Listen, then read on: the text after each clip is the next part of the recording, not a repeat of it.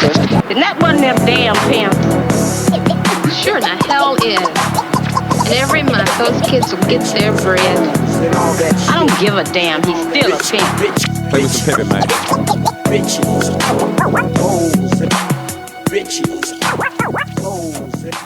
Welcome back to another episode of the Big Church Podcast.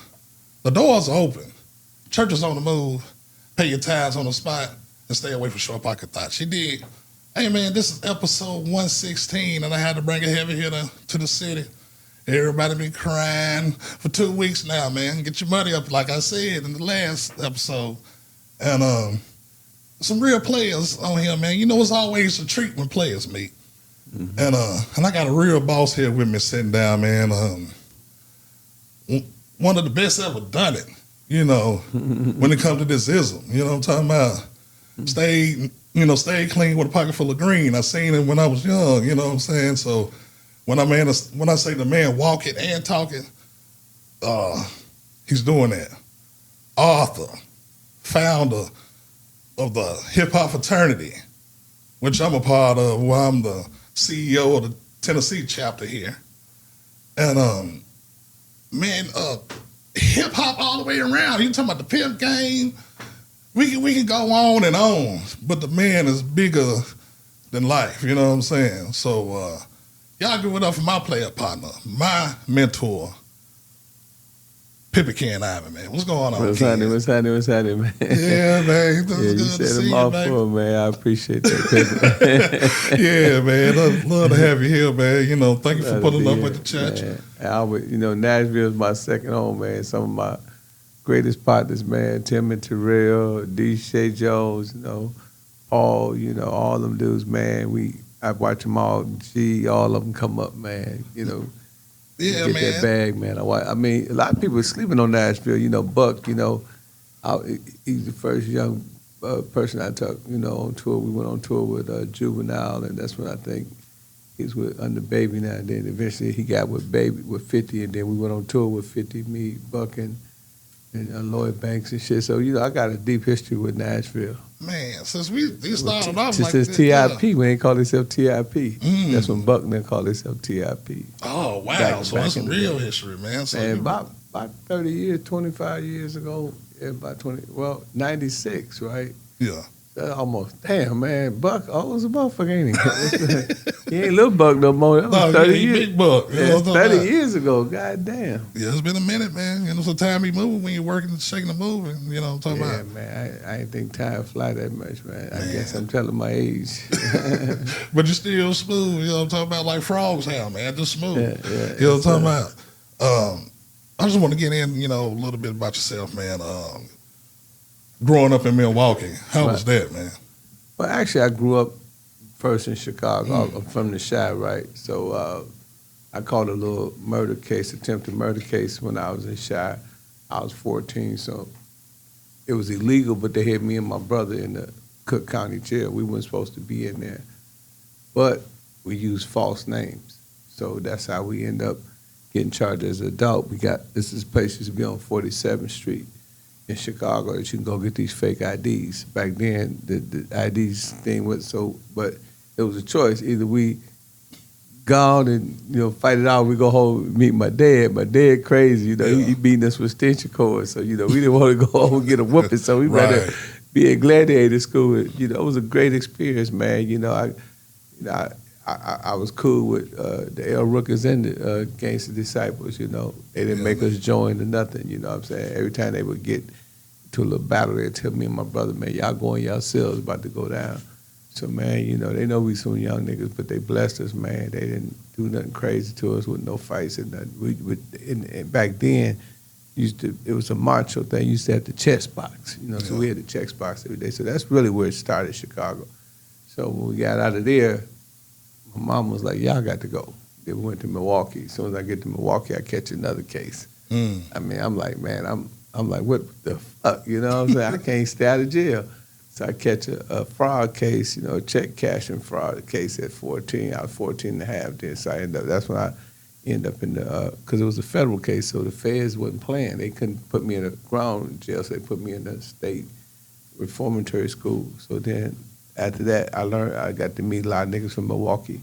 And then that's when I started growing up in Milwaukee. And so by the time I'm 16, one of the guys that I was hustling with, robbing banks, and we was robbing banks and jewelry stores and shit at a young age and shit.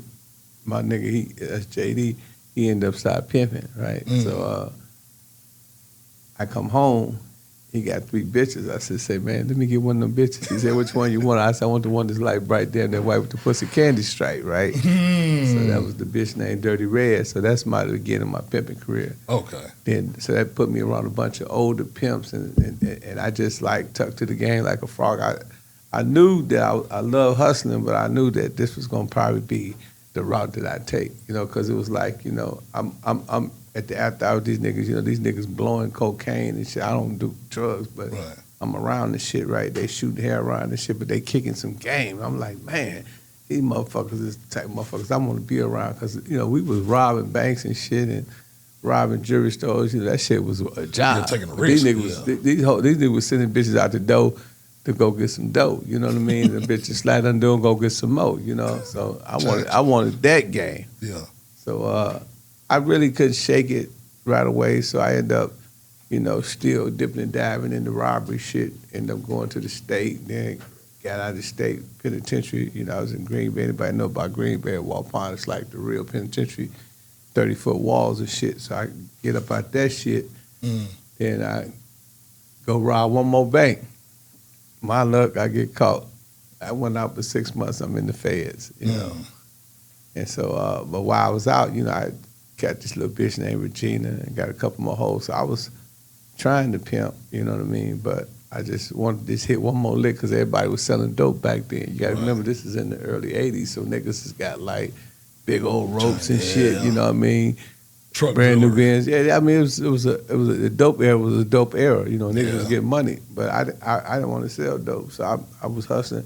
So I ended up going to the feds, and they were so mad, man. I was supposed to get out in 2 years. They ended up making me doing 5.5 years because you know my time was 7 years, but you know it was a non-violent crime. So you're supposed to get out in 2 years. So I ended up doing 5.5 years, but that was a great period of time for me because that's when I got introduced to the moral science, you know, and I learned about, you know, nationality. I learned about knowledge of self. So, you know what I'm saying, that kind of gave me the dualistic game. You know, I had the knowledge game of self and I had the street knowledge combined. Yeah. So that made me real treacherous when I came home. That's why I ain't go back because I you know, I got a lot of knowledge.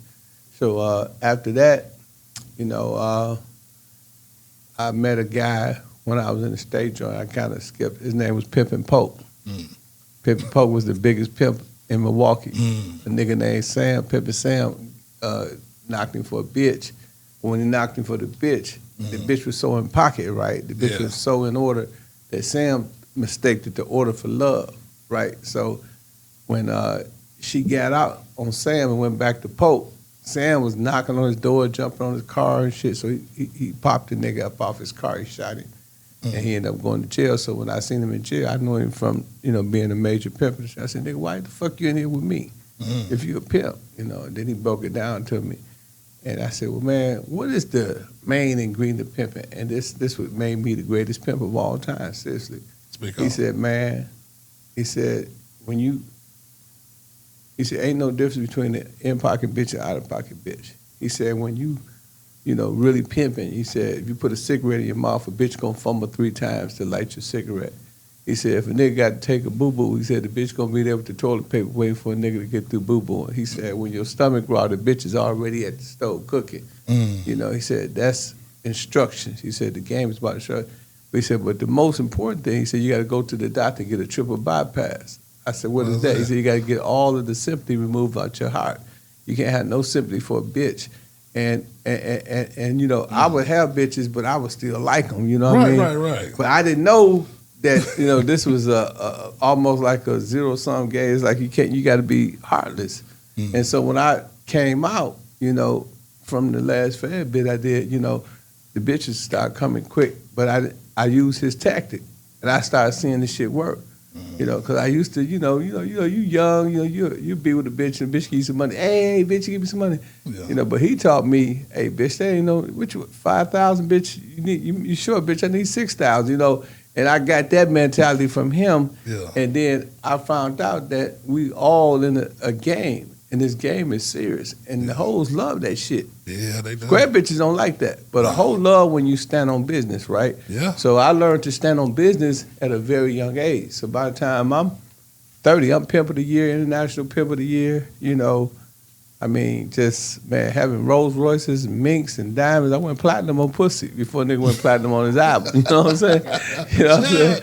You know what I mean? This is real talk. So, you know, and these are facts. This ain't no capping or no bullshit. Every motherfucker know, you know what I'm saying, I got rich off that game, you know, for a long time. Like, y'all saw the best. I used to smash like lightning to beat today. And I used to say, bitch, call me the gingerbread man. They got to catch me if they can. You know what I'm saying?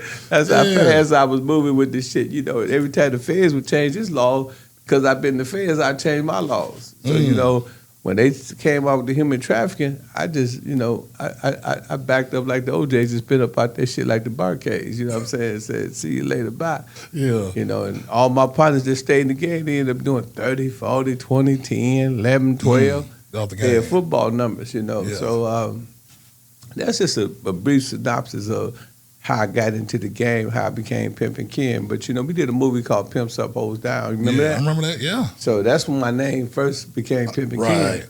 That's when you got real big. You know, that's the first time I ever seen you. You know what I'm saying? Yeah, but I was Ken Ivy. When I was in Nashville, when I was hustling and shit, getting money, you know, fucking, you know, breaking bitches and shit. Yeah. You know what I'm saying? Around here, worked all these little spots around this motherfucker, 16, all that shit. You know, I was Ken Ivy. But when I did Pimps Up, Hoes Down, I went to a players ball with Ice-T and Bishop Don Juan. I didn't know what the fuck what was going on. You know, I just seen these cameras, so I'm like, what the fuck is y'all? You know, I'm a criminal, so I'm like, man, what the fuck, you know, Get that off me, you know, what is this? But they kept sweating me, and then so finally, you know what I'm saying, they got to talking to me, and I said, man, okay, I tell you what, man, y'all on Chicago turf. I said, come to Milwaukee. If y'all want to fuck with me, come to Milwaukee. Yeah. I'm not finna be here in Chicago, man, talking this shit, right? So I knew I had a place. So when it came to Milwaukee, I had a grocery store. Well, I had a clothing store downtown. You know, it's a multi-million-dollar complex. You know, I know they'd expect that out of a black man, but, you know, they seen, I want them to see that I was a money nigga. So they seen that I was having money. And so I negotiated, you know, for them to give me more money. They gave Bishop and everybody. Right. I negotiated for them to end the movie with me. And I negotiated for I could do my movie at the same time. I forgot you was over there in Vegas, headshot looking over the. Yeah, that was HBO. Yeah, that was how they ended the movie. I negotiated that. And then I made them put me in the credits. So you know what I'm saying? So I was making business moves, you know, way back then. That was 30 years ago. You know what I'm saying? So that's how I end up in the Pimps Up, Hoes Down, and that's where I became legendary.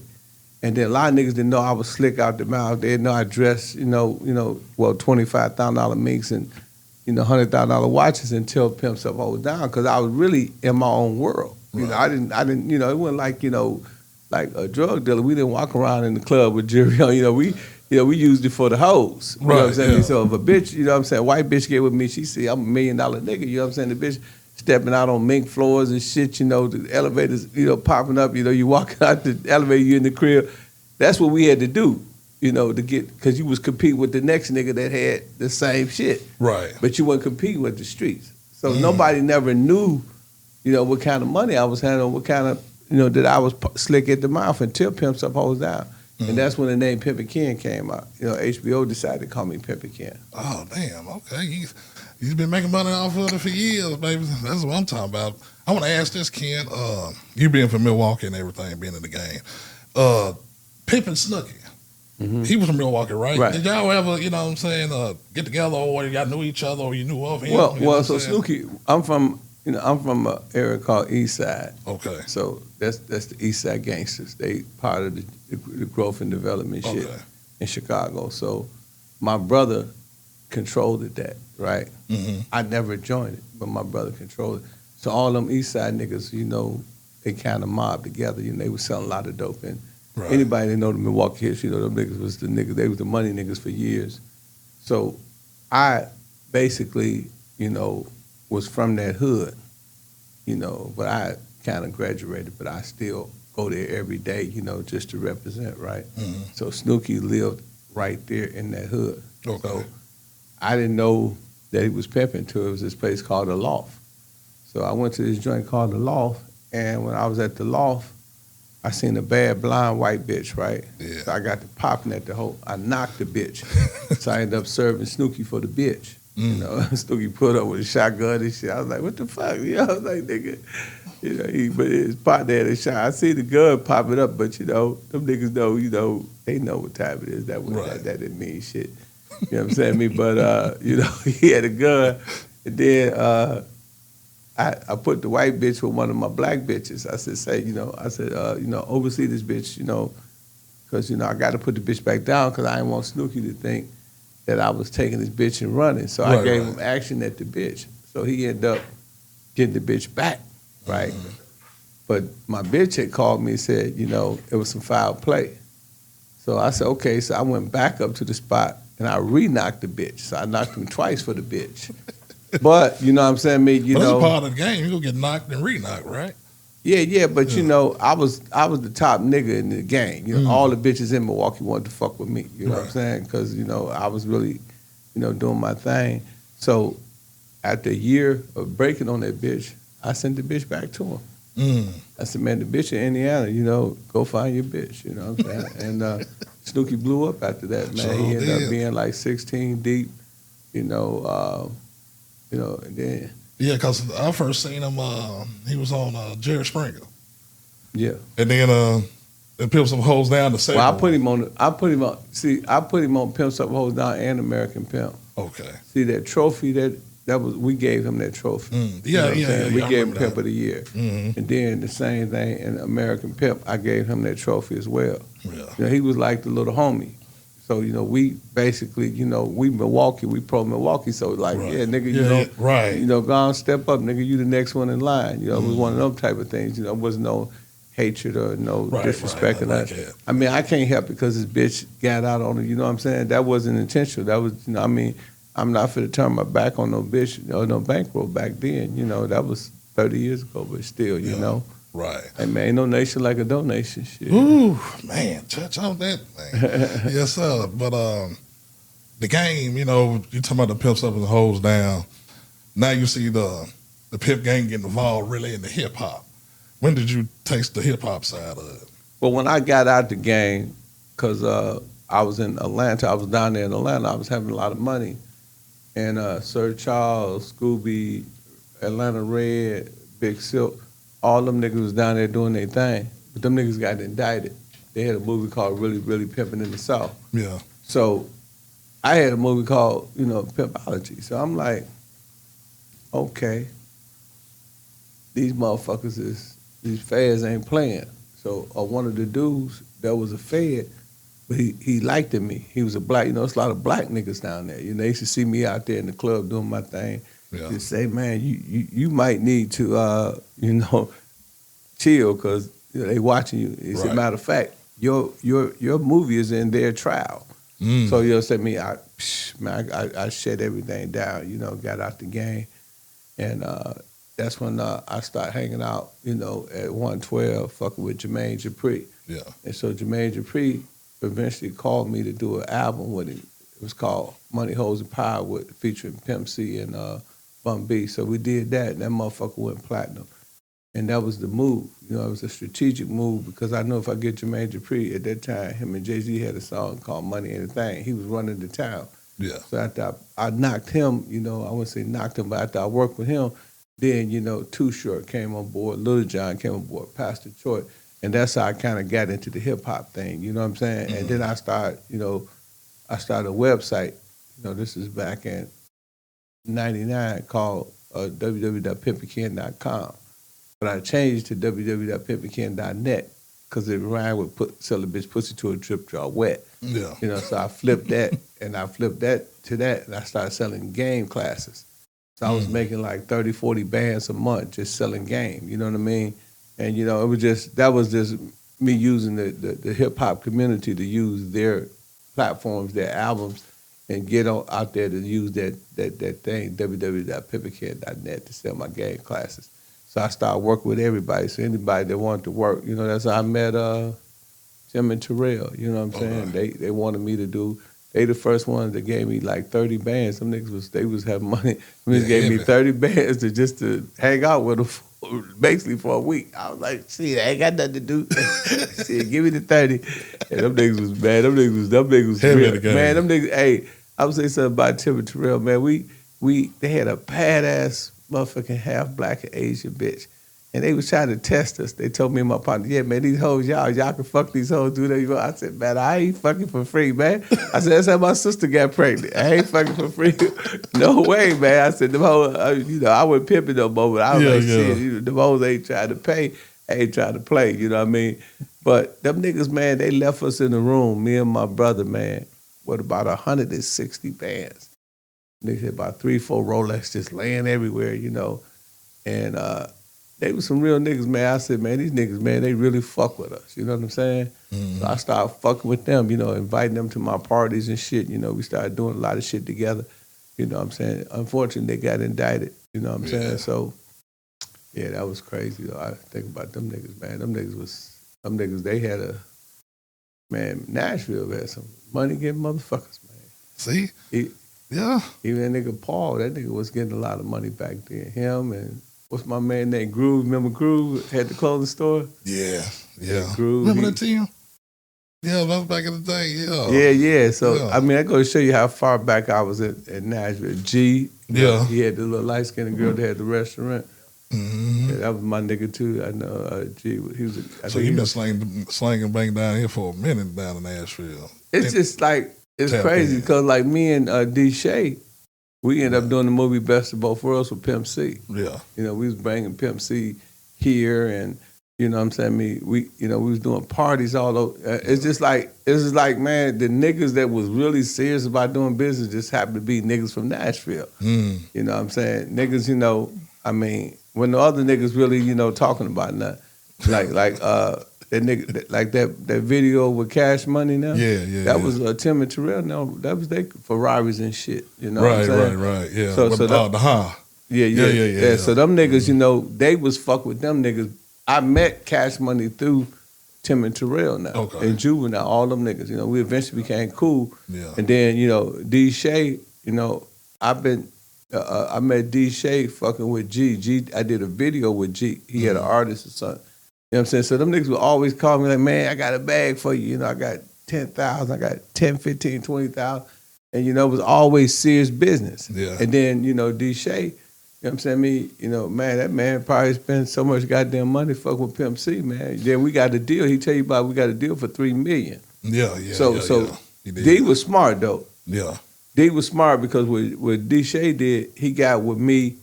And I hooked him up with Pimp C. And then Pimp C seen that D was about business. Then he said, man, listen, I got to play for us. And so that's when we came out with the Best of Both Worlds. We were supposed to be doing 6 more movies. Pimp C was supposed to play me. And that's when D, you know what I'm saying, he bought all the cameras and shit. Man, I'm talking about $40,000 cameras, all kind of shit. You know what I'm saying? And then we brought that to Universal. Yeah. And Pimp C went and sold it. And they gave us 3. It was supposed to $1 million for me, $1 million for... Pimp and $1 million with D. D go to jail. Pimp C died. And I'm like, man, what the fuck? $3 million gone down the drain. I mean, R.I.P. to my nigga Pimp. And, yes, sir. D, he did what he had to do, but he ended up going to jail. But we how your relationship was with Pimp? Man, that was my best friend, man. That was like my little brother. See, Pimp respected the game. Just like how y'all see me, that's how Pimp see me. See, rappers see me like y'all see me. Mm-hmm. You know what I'm saying? Rappers are my fans. Right. They pay me to be in their videos. They pay me to be on their songs. You know what I'm saying? So a lot of niggas, can recognize the real. They know I was a 100 nigga. So Pimp, he recognized that.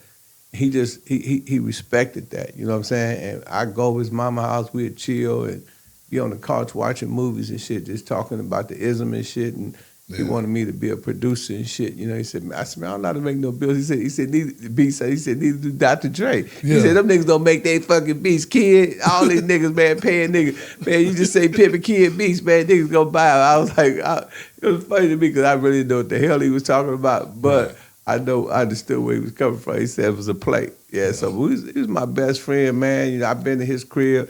He spent nights over my crib, you know what I'm saying? I mean, he come to all my parties for free. You know what I mean? We swap cars. I let him use my Maserati, or I let him drive my compressor, my convertible. I had an SL55 at the time. You know, it's a $200,000 car. He'll let me cruise the Bentley sometime. He had a condo on Westheimer in Houston. He gave me the keys. I go over there and chill, you know. I had pimping all the hood clubs, you know what I'm saying? Niggas be like, man, woo. And Pimp, you know, he liked that about me. You know, then I got Pimp to sell DVDs too. Niggas don't know. Pimp used to sell DVDs. Pimp said me selling DVDs. We had this club called Onyx. I had 100 DVDs. And I'm in that motherfucker. I come to that motherfucker. Pimp said, how many DVDs you got? I said, I ain't got none left. He said, you bullshit. I said, I ain't bullshit. He said, man, give me some of them goddamn DVDs, kid. So he made me and D, I think me and D Shay, your boy from here, we sent that nigga boxes of motherfucking DVDs, man. He started selling DVDs. His partner, 17, which is one of his artists and shit, they started selling DVDs, and they was making plenty of money. And, you know, nigga like, man, thank you for the game. I said, man, nigga slipping on this shit, man. I mean, if a nigga sell dope, you know what I'm saying? I mean, he sell a $10 bag. I'm selling a $20 DVD or $40 USB. I said, what's the difference? I said, but I'm known, I'm famous, so motherfuckers gonna buy it from me because they know me and they know the product is safe. You know what I mean? Like, you know, Ken got a name, his product good. Why wouldn't I do that, man, if I'm traveling all over the world? You know what I'm saying? I can put 100 motherfucking USBs in this bag. No matter where I go, I'm gonna sell. I'll make 4 bands. You know what I'm saying? I mean, at the BET Awards, I made 8 bands. You know, so I had to give him that game. I said, man, you famous. They're going to buy because you're Pimp C. I tried to tell Lil Flip the same thing. I said, man, listen, man, you know, I know you're doing good. You know, you got a record deal and shit, man, but you should still, him and Hump was selling the CDs. I said, don't stop selling these motherfuckers, man. I said, man, this money, man. I said, Walmart sells $1 toothbrushes.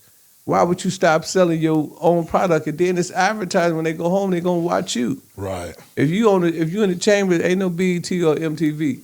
It's me. You see what I'm saying? So I was just, you know, that's what me and Pimp.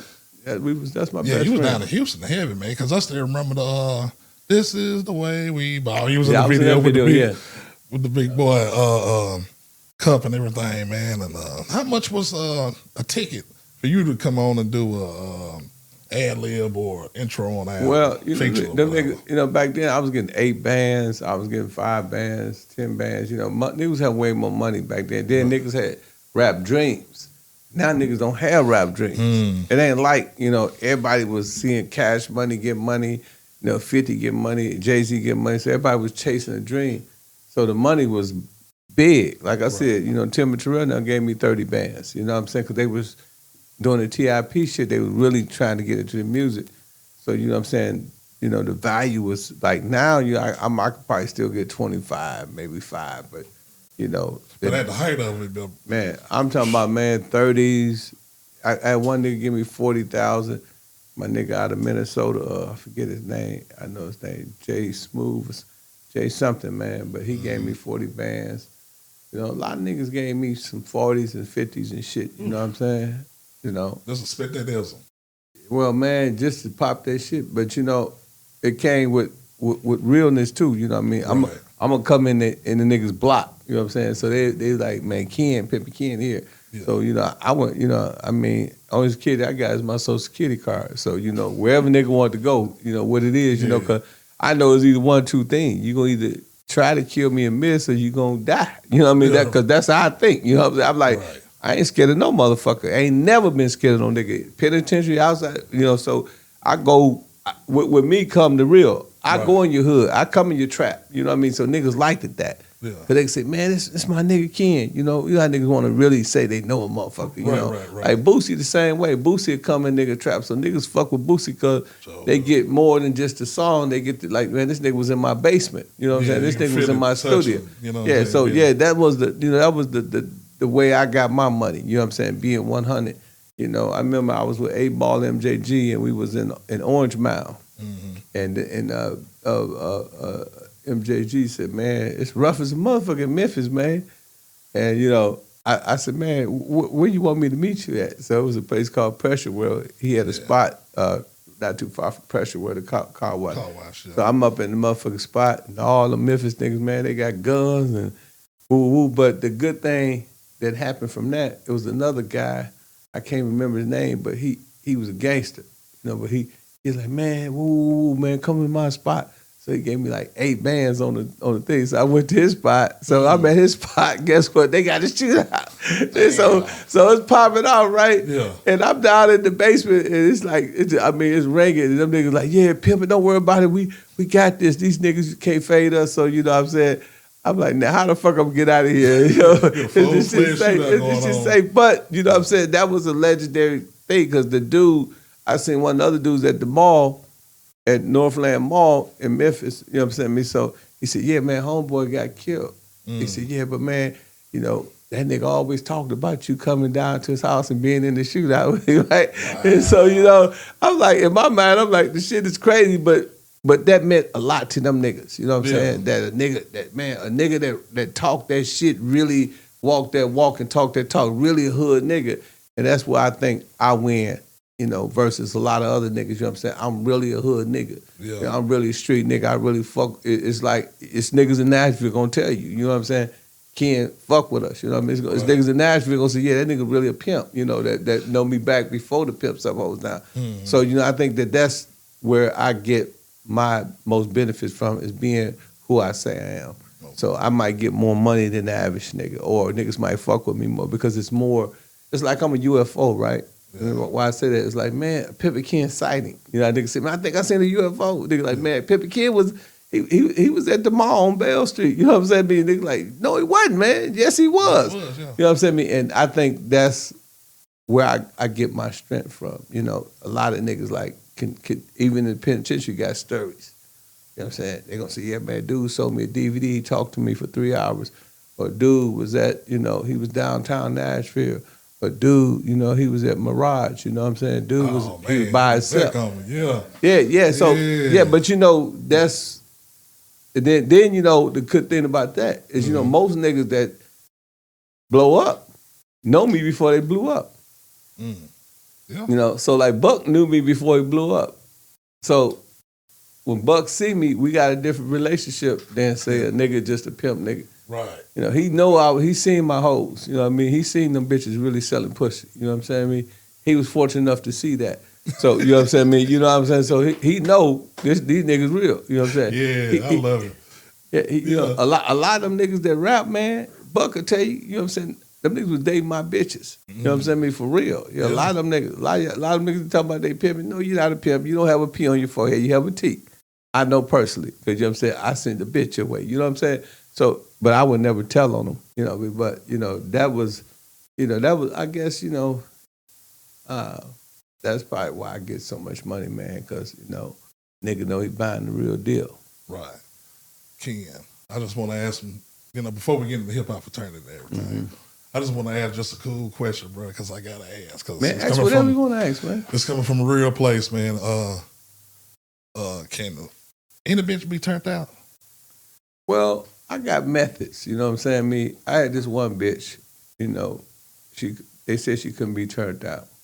So what I did, I got into the big psychic. You know, you got to get, pimping is psychosis, it's psychological, right? So I got in the big psychic, and I found out that the bitch really liked Trey Songz. Trey Songz, my guy. Yeah. So I said, let's go to a Trey Songz concert.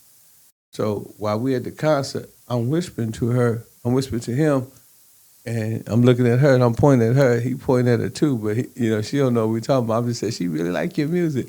So, but I go tell her, I said, Trey Songz said he want to, you know, spend the night with you. He said he got 10,000.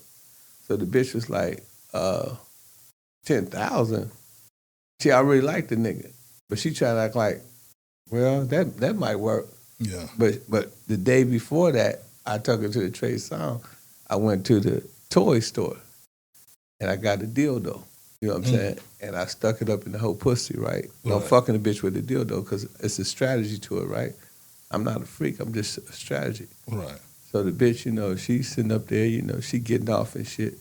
But she was talking about, well, I don't know if I can do that. That ain't, I said, you remember we had sex with the dildo?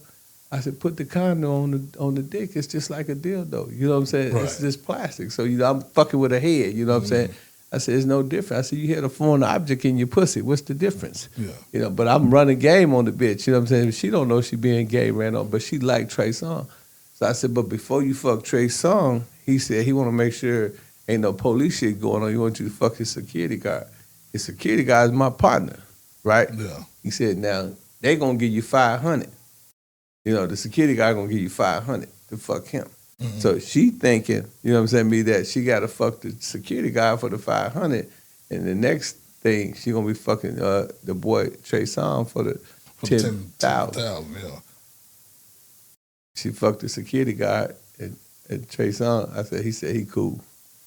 So now the bitch got $500. I said, see how easy that was? I said, that was $500. I said, how many days you got to work or how many hours you got to work to get $500? You know what I'm saying? And the bitch was like, you right.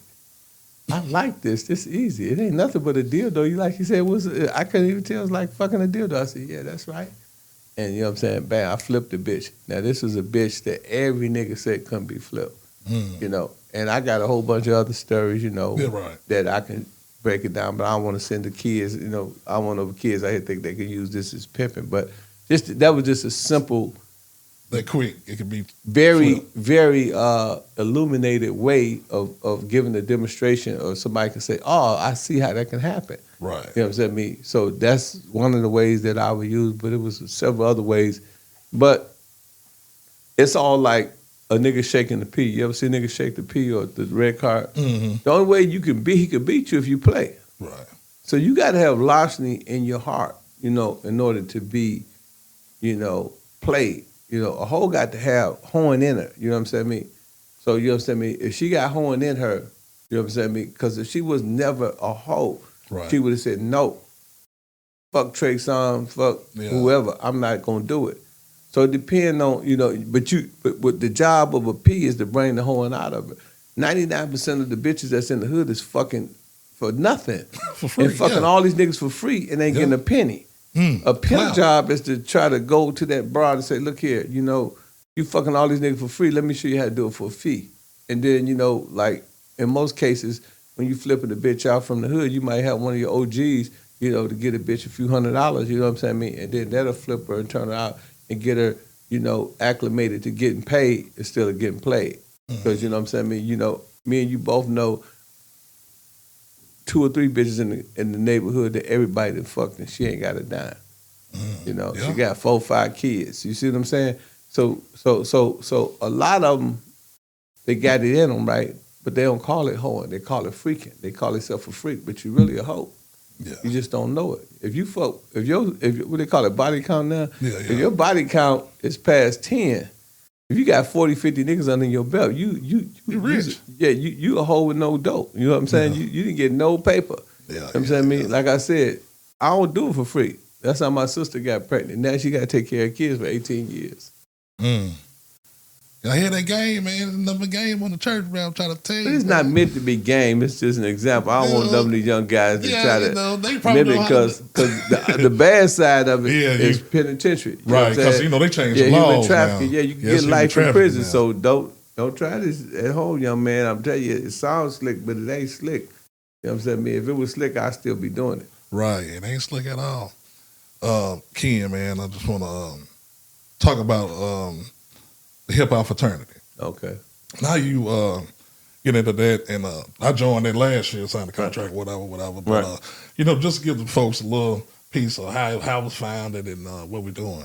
Okay, well, you know, the Hip Hop Fraternity, man, it was pretty much started as a result of my son. So I sent my son to college down in Atlanta, you know.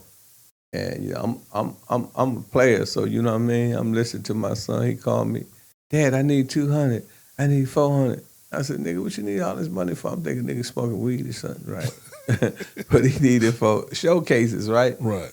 I said, oh, my goodness. I said, man, these folks is I said, what you gonna get out of it? I mean, what's the deal, son? This is my baby boy, so I'm kind of soft to him. You know what I'm saying? Right. I'm giving whatever he want. You know what I'm saying? So and then $200-300 peanuts. You know what I'm saying? So I'm throwing these little peanuts and shit. And then I said, man, I was thinking one day. I said, man, I'm the uncle of Pimpin. I'm Uncle Pimpin of hip hop. I didn't work with everybody. I said, I can go. I love everybody in Atlanta know me. I didn't work with. I said, let me go down there, and I want to create a union. So the first thing I was thinking about unionizing. So I was gonna call it a hip hop union. Then I thought about I wanted to call it, I want to do insurance. I want to start, insurance for rappers. Okay. Then I thought about my son. I said I got to do something for all the young people that's like my son that's aspiring to be in the hip hop community but don't have no money. So you know what I'm saying? I had a little money back then, so I started Hip Hop Fraternity. I said everybody free, everybody get in free, and I'm gonna feed everybody for free. And that's how we started. Started in my condo, what they call it, the clubhouse.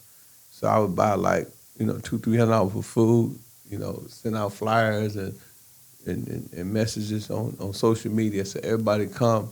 And the first month was educational. So we would teach about, cryptology, ASCAP, BMI, trademark, the business of hip hop, And then we went from that, and I had a partner named Player Puncher to going into his studio. And then that's when we started letting them perform for free. Okay. And then we've been doing that for the last 5 years. So we let the artists perform for free. But then, we had to look at it like American Idol or like All American. So I got first dab at all the slickest and the hottest artists coming to the city. So we started a management company too, so we could manage, that talent. Mm-hmm. And then, we started a record label. And then, it got so big, before I know it, within 6 months, we was probably about 1,000 strong. Then I started a clothing line called Hip Hop Fraternity Clothing. That's where we get the HHF jacket from, HHF. Yeah, I got grab mine from Yeah, you got to get it. I got all the clothing and stuff. And then we said, okay, that following year, I said, man, because we teach in independence, I said, let's start our own award show. So we started Hip Hop Fraternity Awards. So we started, I knew all the celebrities, so they came for free, just like they came to BET. So we started doing celebrity. We packed out, you know what I'm saying? We packing out studio, theaters and shit. Yeah, because y'all just had it in Forest Park this past year, right? Yeah. We did, we had it at KOD. So we started accumulating that, and then, we started becoming more political. So we got the White House involved. Right. So I did the anti-gun violence. So I brought Kamala Harris. She allowed us to be on her team. So Hip Hop Fraternity was working with Kamala Harris, and we sent the little boy King Moore to the White House, and I sent James, my CEO, to the White House. Then, the mayor, like you said, of Forest Park, all the mayors, all the politicians, Youssef from the Central Park 5, they got us plaques. All the senators started giving us plaques. And we got 38 cities. You know what I'm saying? Because you call me, you join, So that's how it kind of worked. So we ended up getting 38 cities and 20,000 members. And I got 100 executives, and right now, we working with Floyd Mayweather, Snoop, Nick Cannon. You might have seen me on Nick Cannon, where I said, I'm making him an equity partner. We wanted to give him some stock in our company. So we got, our stock is a par value of $100, and we got $1 million stock. So the company got a valuation of $100 million.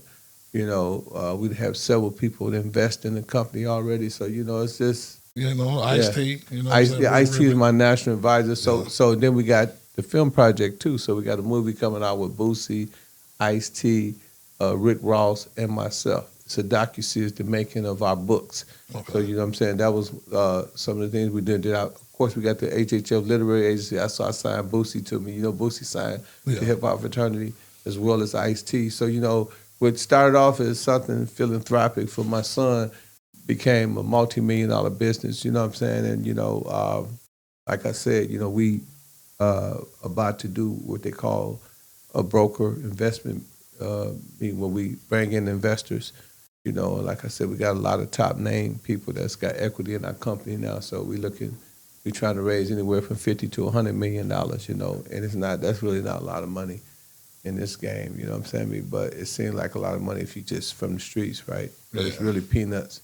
But, you know, Because I talked to Mocha, Mocha. yeah, COO from Milwaukee. Yeah. Y'all did the 414 day. I talked to her Monday Yeah. and everything and stuff. So it's like I see everything is up and up, moving and shaking and getting all with the leaders in every state, man. So Yeah, I'm proud yeah. to be I part mean, of we it. a real corporation, you know Yeah. what I'm saying? You know, that's one thing, you know, I mean, when you look at the deals I did with Simon and Schuster, those are billion-dollar companies, you know what I'm saying? HBO was a billion-dollar company, you know, a Lionsgate billion-dollar company.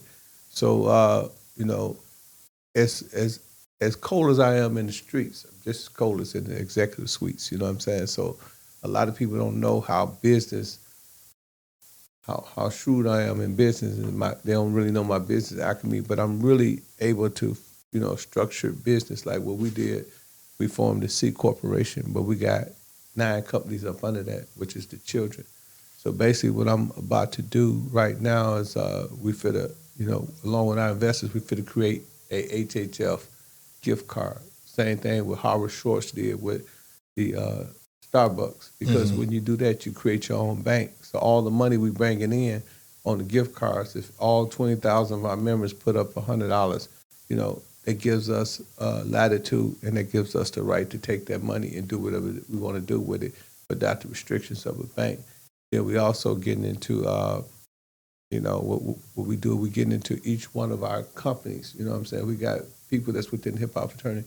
I'm encouraging the brothers. I don't know, you might have heard me on the bi-weekly meeting where we have all our... Yeah, with the Zoom calls. Yeah, and the Zoom everything. call. So what I'm telling all the brothers and sisters is let's take, like, your company, her company, his company, and let's all use each other's trade line. You know, let's use the trade line so we could build down in Bradstreet Paydex credit, you know what I'm saying, business credit, and, you know, put each one of us, I told them put 5,000 apiece. There's 36 of them, you know what I'm saying, 38 chapters. If we put 5,000 apiece, we put that money in the escrow account, and then you invoice me, you know, 25,000, invoice this person 24,000, invoice this person 25,000. In 10 months, we create a payment system showing that we're paying our bills on time, and it can show bank statements. You know, so I'm just trying to teach them how to, you know, do business on the whole level, another level, and understand economic masonry, because business is economic masonry.